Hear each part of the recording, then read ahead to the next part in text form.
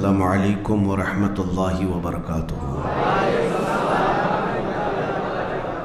الحمد للہ الحنان المنان الذي خلق الانسان وعلمه البيان، والصلاة والسلام على رسوله سید الانس والجان وعلى آلہ واصحابہ ذوی الخیر والاحسان، اما بعد فاعوذ باللہ من الشیطان الرجیم، بسم اللہ الرحمن الرحیم۔ کل نفس ذائقۃ الموت وانما توفون اجورکم یوم القیامۃ فمن زحزح عن النار وادخل الجنة فقد فاز وما الحیاة الدنیا الا متاع الغرور۔ صدق اللہ مولانا العظیم۔ بارگاہ رسالت مآب صلی اللہ تعالی علیہ وسلم میں درود پاک کا ہدیہ پیش کریں۔ اللہم صلی علی سیدنا و مولانا محمد معدن الجود والکرم وآلہ واصحابہ الکرام وابنہ الکریم وبارک وسلم صلاة دائمة سرمدا ابدا۔ عزیزان گرامی وقار، ہماری زندگیاں اللہ تبارک و تعالیٰ کی طرف سے عطا کی ہوئی ایک بہت شارٹ پیریڈ میں، تھوڑے سے لمحات میں امتحان کے میدان میں چل رہی ہیں، اور اللہ نے قرآن میں فرمایا ہے خلق الموت والحیات لیبلوکم ایکم احسن عملا۔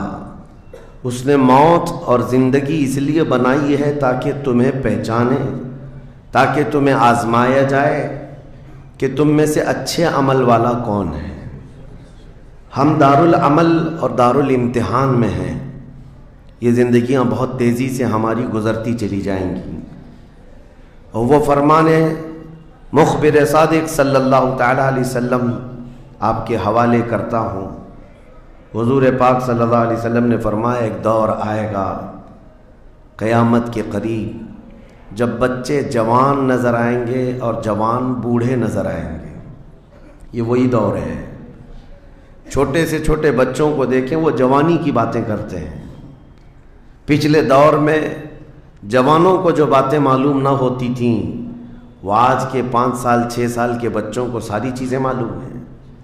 یہ مکمل موبائل آپریٹ کرنے کی تعلیم ان کو ہم سے زیادہ آتی ہے۔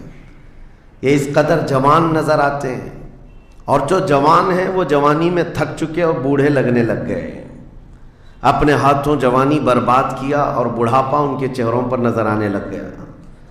تو یہ قیامت کی وہ اس نشانی کے بارے میں جو حضور نے فرمایا تھا، وہ دور آ چکا۔ لیکن میں آپ کے سامنے ایک بات عرض کر رہا ہوں، تم بیٹھو گے تو بھی زندگی گزرے گی، لیٹو گے تو بھی گزرنی ہے، دوڑو گے تو بھی گزرنی ہے، فیصلہ تمہارے پاس ہے۔ زندگی یوں گزر جائے گی، اور پھر وعدہ الہی آ جائے گا جس کو اللہ نے فرمایا ہر نفس کو موت کا مزہ چکھنا ہے، دنیا سے جانا ہے، اور تمہارا جو کچھ بھی اجر ہے اللہ کے ہاں قیامت کے دن دیا جائے گا۔ اور پھر جو شخص دوزخ سے بچا لیا گیا اور جنت میں داخل ہوا، وہی سب سے کامیاب زندگی گزارا۔ کامیاب ہے کون؟ وہ قیامت کے دن پتہ چلے گا۔ ہمارا دوزخ سے بچ جانا اور جنت میں داخل ہو جانا، یہی کامیابی ہے۔ اور اللہ تعالیٰ فرماتا ہے وَمَا الْحَيَاةُ الدُّنْيَا إِلَّا مَتَاعُ الْغُرُورِ۔ میرے اس پورے عنوان کا یہ حصہ اہم ہے۔ اللہ فرماتا ہے اور دنیا سوائے دھوکے کے سامان کے کچھ نہیں۔ جس نے دنیا بنائی وہ خود فرما رہا ہو، جو اس کائنات کا خالق ہے وہ خود فرما رہا ہو، یہ دنیا دھوکے کے سامان کے علاوہ کچھ نہیں۔ یعنی یہاں پر انسان اکثر دھوکہ کھا جاتا ہے۔ دھوکے کا مطلب یہ نہیں ہے کسی دوست سے دھوکہ کھا رہا ہے، بلکہ وہ پوری اپنی زندگی میں دھوکہ کھایا ہوا ہے۔ جس چیز کو اسے حاصل کرنا تھا، دنیا نے اس کا منہ موڑ کر کسی اور چیز میں لگا دیا ہے۔ یہ دھوکہ نہیں ہے تو اور کیا ہے؟ میں آپ کو ایک بات بتا دوں، آپ گھر سے نکلے تھے، سامان سب باندھ کر کے دلی جا رہے تھے، اسٹیشن پر کسی نے پکڑ لیا اور کہا آؤ چلو میں تمہیں ٹرین میں بٹھا دیتا ہوں، اور اس نے تمہیں دلی کی ٹرین کی بجائے تمہیں مدراس کی چنئی کی ٹرین میں بٹھا دیا۔ بیٹھ گئے تم. مجھے یہ بتاؤ یہ دھوکہ ہوا کہ نہیں ہوا تمہارے ساتھ؟ بہت بڑا دھوکہ ہوا کہ منزل تمہاری کہیں اور تھی، تم کہیں اور چل پڑے. دیکھنے کو ٹرین سیم دکھ رہی تھی، تم نے اس کی بات کا یقین کیا اور بیٹھ گئے، اور جب پہنچے تو پتا چلا نہیں میں تو دلی پہنچا ہی نہیں، میں چنئی آ گیا. زندگیاں اسی طرح سے گزر رہی ہیں. تم جس راستے پر چل رہے تھے اصل تمہاری منزل مدینہ طیبہ ہے، تمہارا سفر حضور پاک کے قدموں تک پہنچنا ہے، لیکن ایرا غیرہ آتا ہے اور تمہیں کسی دوسرے ٹریک پر ڈالتا ہے اور تم چل پڑتے ہو اس کی بات پر. اسی لیے قرآن نے کہا یہ دھوکے کے علاوہ کچھ نہیں ملتا یہاں پر. دنیا اور دنیا داروں پر تم کبھی بھروسہ نہ کرنا، تم اپنی منزل پر ہمیشہ توجہ رکھنا. تمہاری منزل یہ نہیں ہے. اسی لیے شاعر نے کہا تھا غلط روی سے منازل کا بعد بڑھتا ہے، مسافروں روش کارواں بدل ڈالو. تم ٹیڑے میڑے چلتے رہو گے تو منزل لمبی ہو جائے گی، فاصلہ دور ہو جائے گا. اس لیے چلنے کا طریقہ بدل ڈالو، تمہارا سفر آسان بھی ہو جائے گا اور منزل جلدی پہنچ جاؤ گے.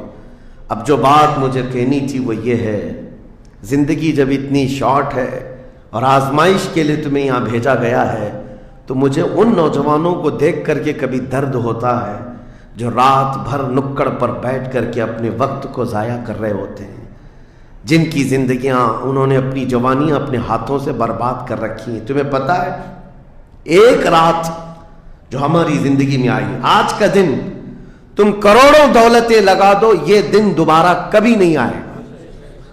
تمہاری زندگی میں کیا قیامت تک واپس نہیں آنا ہے اس دن کو. دنیا چل پڑی ہے پیچھے کی طرف کبھی نہیں آئے گی. اللہ کا قانون ہے یہ جو وقت گزر رہا ہے ہمارا دوبارہ ہماری زندگی میں کبھی نہیں آنا ہے. لیکن کتنے مزے سے، کتنے ٹھاٹ باٹ سے نوجوان، ہاتھ میں کچھ نہیں، آس پاس کچھ نہیں، عمل بھی کچھ نہیں، ایسے بے فکرے ہو کر کے زندگی گزارتے ہیں. تو سوچنا پڑتا ہے جس امت کو پوری دنیا آگ میں جھلسا چکی ہو، پوری دنیا اس امت کو اپنے نشانے پر رکھی ہو، اس امت کا غیور نوجوان رات بھر گیم کھیلتے ہوئے گزارتا ہے، اسے کسی چیز کا احساس نہیں.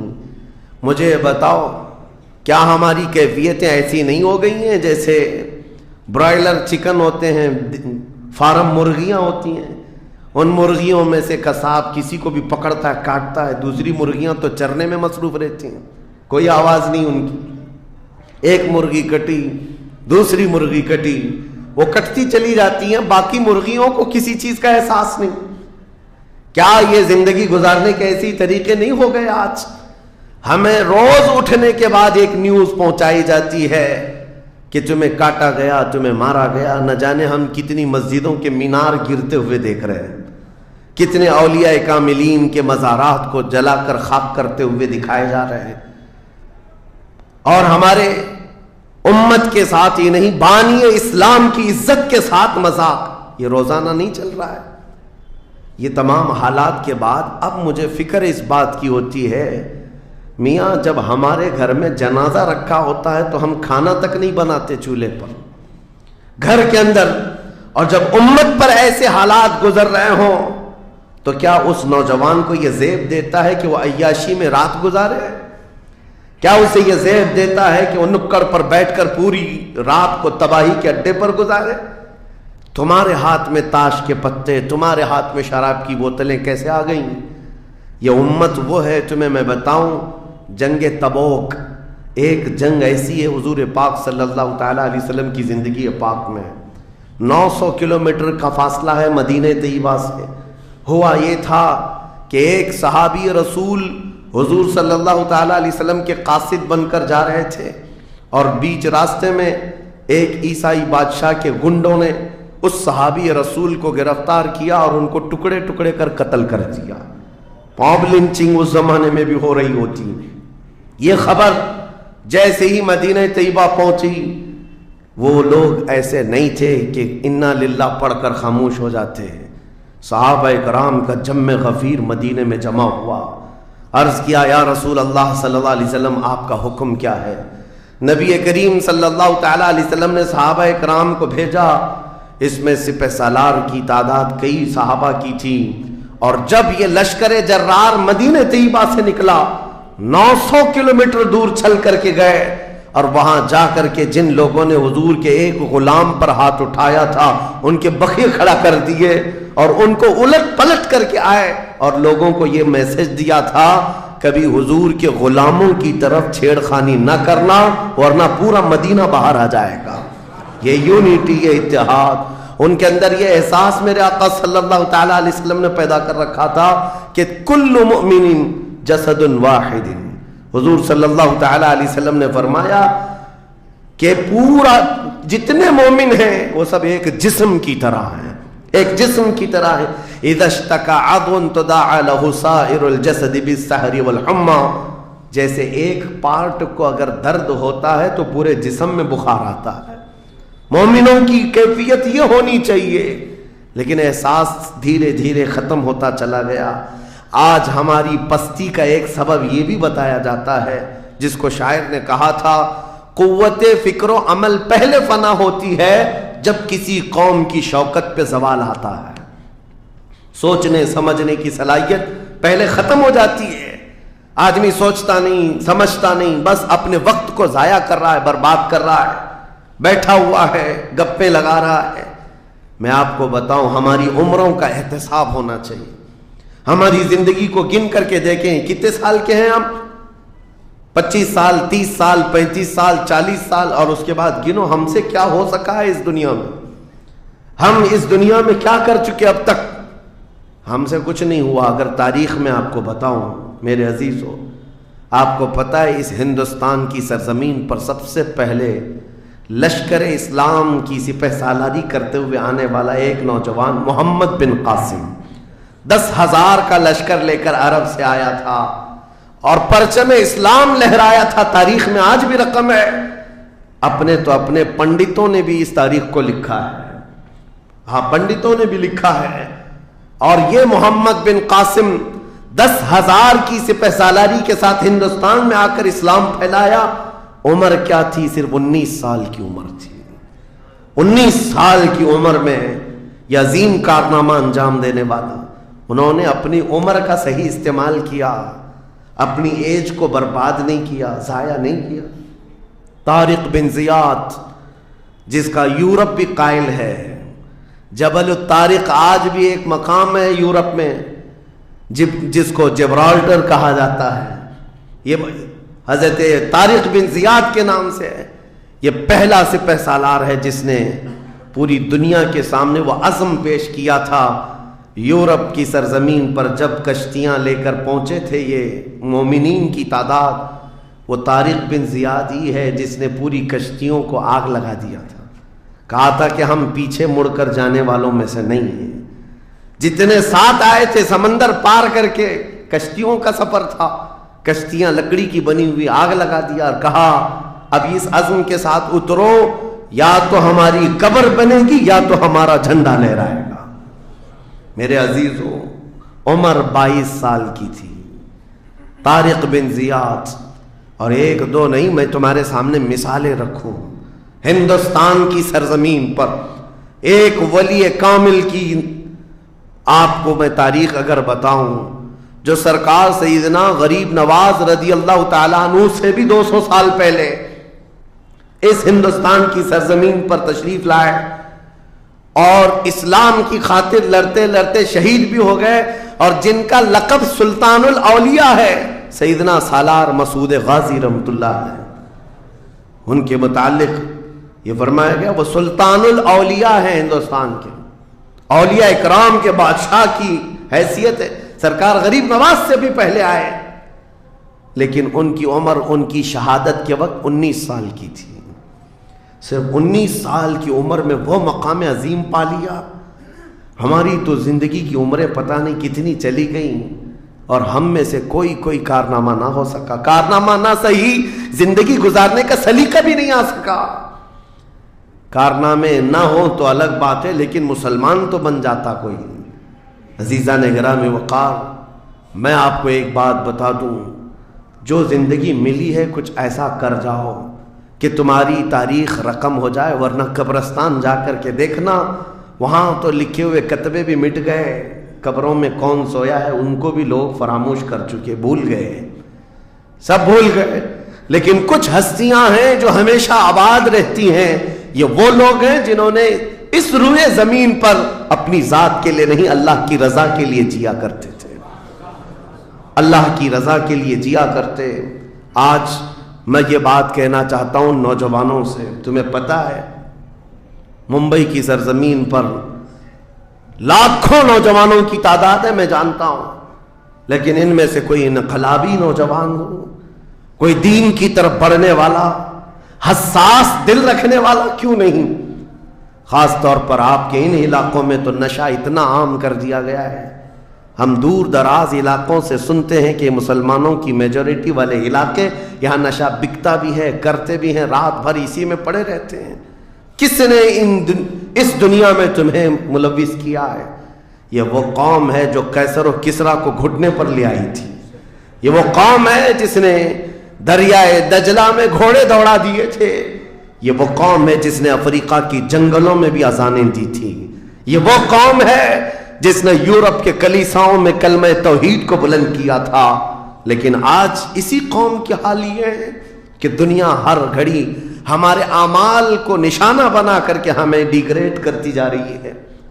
سمجھ جاؤ میرے عزیزو، کب تک اس زندگی کا اس طرح سے چلے گا؟ کیونکہ میرے آقا صلی اللہ تعالیٰ علیہ وسلم کو آج آپ کے سامنے میں یہ بات رکھتا ہوں، حضور اکرم صلی اللہ تعالیٰ علیہ وسلم کو آپ کیا سمجھتے ہیں؟ اپنی قبر انور میں وہ زندہ ہیں؟ ہم تو سنی ہیں۔ حضور اکرم صلی اللہ تعالیٰ علیہ وسلم اپنی قبر پاک میں زندہ ہیں، لیکن یہ بات بھی سمجھ کے چلو، حضور نے فرمایا ہر جمعرات کو میری پوری امت کے اعمال میرے پاس پیش کیے جاتے ہیں، تم میں سے، ہم میں سے، سب کے اعمال ہر جمعرات کو حضور کے پاس فرشتے سناتے ہیں، فلاں بن فلاں نے ہفتہ بھر یہ کام کیا ہے۔ حضور فرماتے ہیں اگر برے اعمال پیش ہوتے ہیں تو مجھے غم ہوتا ہے، میں استغفار کرتا ہوں اللہ کی بارگاہ میں، اور اچھے اعمال آتے ہیں تو شکر بجا لاتا ہوں، اس کے لیے دعا کرتا ہوں۔ عزیزان گرامی وقار، کبھی پلٹ کر کے زندگی میں دیکھنا کتنے جمعرات ایسی چلی گئی ہوں گی جس میں ہمارے کون سے اعمال فرشتے لے جا کر کے سنا رہے ہوں گے۔ حضور اکرم صلی اللہ تعالیٰ علیہ وسلم کی بارگاہ میں جب ہمارے اعمال یہ کہہ کر سنائے جائیں، آقا آپ کا فلاں امتی بے خبر ہے، نہ نماز پڑھتا ہے، نہ ہی آپ پر درود پڑھتا ہے، نہ ہی وہ کبھی نیکیوں کی طرف آتا ہے، وہ تو گانوں کی دھن پر جی رہا ہے، صبح اٹھتا ہے، شام ہوتی ہے تو اس کو تو فلموں کے نغمے یاد ہیں، آپ کا کوئی قول یاد نہیں۔ بتاؤ میرے آقا صلی اللہ تعالیٰ علیہ وسلم کو فرشتے جب ہمارے متعلق یہ خبر دے رہے ہو، کیا حضور پاک صلی اللہ تعالیٰ علیہ وسلم کو اس بات کا قلق نہیں ہوتا؟ یہ وہ امت ہے جس کے لیے میں رات رات بھر کھڑے ہو کر دعا کرتا تھا، آج یہ ہم کو فراموش کی ہوئی ہے۔ زندگی گزارنے کا مقصد سمجھ جاؤ میرے عزیزوں، اسی لیے میں آپ کو کہتا ہوں کہ زندگی یہ نہیں ہے، حضور تاج الشریعہ رحمۃ اللہ علیہ نے فرمایا زندگی یہ نہیں ہے کسی کی کسی کے لیے، زندگی ہے نبی کی نبی کے لیے، نہ سمجھ مرتے ہیں زندگی کے لیے، جینا مرنا ہے سب کچھ نبی کے لیے۔ جو لوگ یہ سمجھ جائیں اس نقطے کو، انہوں نے زندگی کی مرادوں کو پا لیا ہے، وہ حصولیاب ہو چکے ہیں۔ لیکن جو اب تک بھٹکے ہوئے ہیں ان کو میں دعوت فکر دوں گا، ایک بار سوچ لو، ایک بار سوچ لو، ویسے ہی دنیا ختم ہونے والی ہے اور تمہاری موت آنے والی ہے، ایک بار سوچ لو، ایک بار سوچ لو کہ ہمارے ساتھ آخرت میں ہونا کیا ہے، قبر میں ہمارے ساتھ بیٹھنے والا کون ہے، ہمارے ساتھ تنہائی کا نگہبان کون ہے، اور محشر کے اس بھرے میدان میں ہمارا ہاتھ پکڑنے والا کون ہے۔ جب بار بار یہ سوچو گے تو اس فکر کو پہنچو گے کہ وہ صرف اور صرف ایک ہی ذات ہے، کون دیتا ہے دینے کو منہ چاہیے، دینے والا ہے سچا۔ حضور پاک صلی اللہ تعالیٰ علیہ وسلم کی طرف لو لگا دو۔ اس کو جن لوگوں نے اپنی زندگی میں پہچان لیا وہ امام اہل سنت بن گئے، مجدد وقت بن گئے۔ اعلیٰ حضرت امام اہل سنت فاضل بریلوی رحمۃ اللہ تعالیٰ علیہ کے متعلق ایک بات میں آپ سے کہوں، وہ بڑے عالم تھے، بڑے فقیہ تھے، بڑے محدث تھے.